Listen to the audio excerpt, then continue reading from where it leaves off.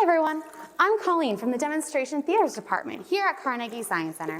Welcome to our Something to Watch series, where we present fun, educational science videos for kids, parents, and teachers. I'm here today in our body stage, presented by Allegheny Health Network, and we're going to teach you all about making vegetable broth. Big thank you to our friends at Growing Great and Monte Foods for sponsoring this fun kitchen experiment. So let us grow together and get cooking.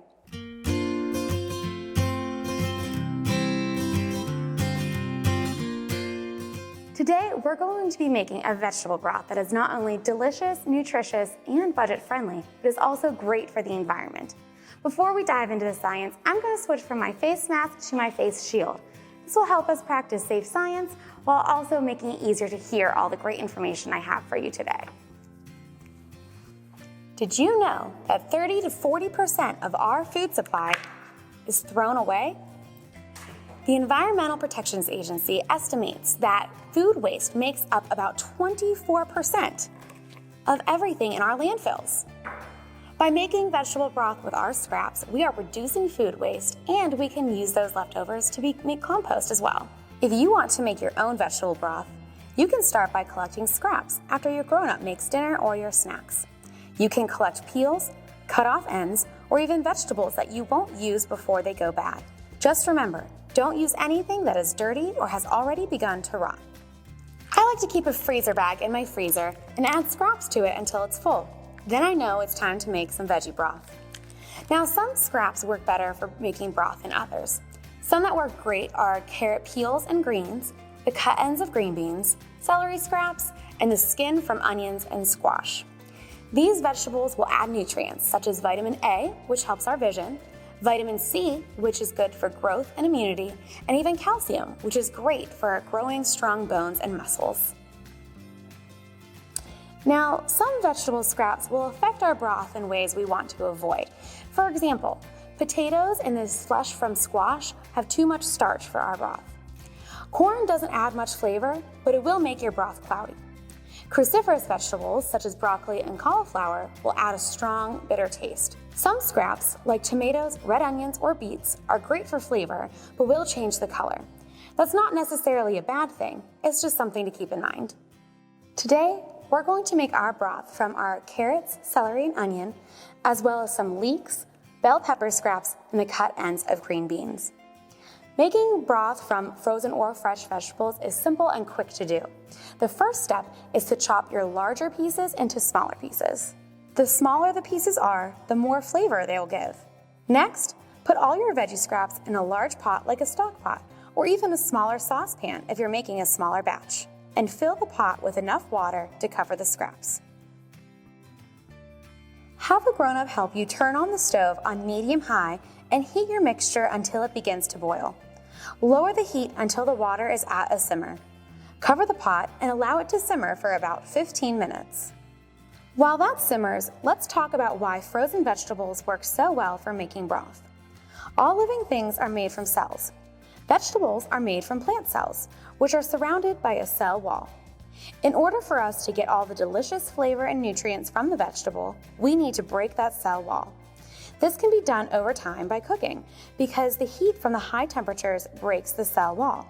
When vegetables are frozen, the water between the cells expands and creates pressure that breaks down those cell walls, saving us time when making our broth. At this point, you can check on your broth by tasting it. Remember, to keep things clean and sanitary, always use a new spoon each time you taste food in progress. If you're happy with the flavor, have your grown-up turn off the stove and remove the pot from the heat. Feel free to simmer for a little bit longer if it doesn't have enough flavor yet, but not too long or it may become too sweet or too bitter. To remove the vegetables from the broth, you can use a large slotted spoon, or you can pour the whole thing through a strainer into another pot. I like to use the strainer because then I can use a spoon to squeeze out even more flavor and nutrients. Once your liquid is free of any vegetable pieces, let it cool and then store it in jars. You can keep it in the refrigerator for 4 days or in the freezer for up to 6 months. If you're going to freeze it, only put 1 cup in each jar. This will make it easier to only thaw what you need. Now that we have our vegetable broth, what should we do with it? I like to use my vegetable broth in place of water for rice or quinoa for a little extra nutrition and flavor. You can also use it in recipes that call for vegetable broth or chicken broth, like soups or gravies. Today, we're going to use this broth to make a super simple garden soup from Del Monte. To make this recipe, all you have to do is add the following ingredients to a pot. 2 cans, 14.5 ounces each, of Del Monte no salt added diced tomatoes with basil, garlic, and oregano. 2 cans, 14.5 ounce each, of Del Monte diced new potatoes, drained. 1 14.5 ounce can of Del Monte no salt added cut green beans, drained.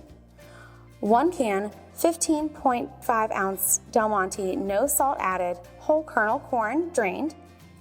1 can of 14.5 ounce Del Monte zucchini with Italian style tomato sauce. 1 can, 8.25 ounce of Del Monte sliced carrots, drained. 3 cups of the broth we just made. A half teaspoon of dried red pepper flakes, and 2 teaspoons of sugar. Stir all the ingredients together. Bring to a boil, and then lower the temperature to a simmer. Let the soup sit for about 15 minutes. Add salt, pepper, and some fresh parsley to taste.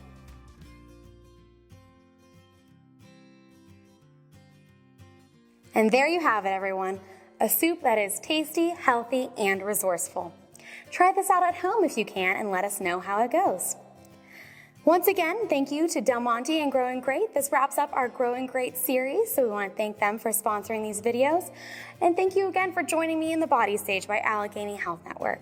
If you'd like to see more fun science experiments like this one, you can subscribe to our YouTube channel or check us out at www.carnegiesciencecenter.org. Go ahead and look for more fun things to watch, things to do, and things to read. And we hope to see you again at Carnegie Science Center.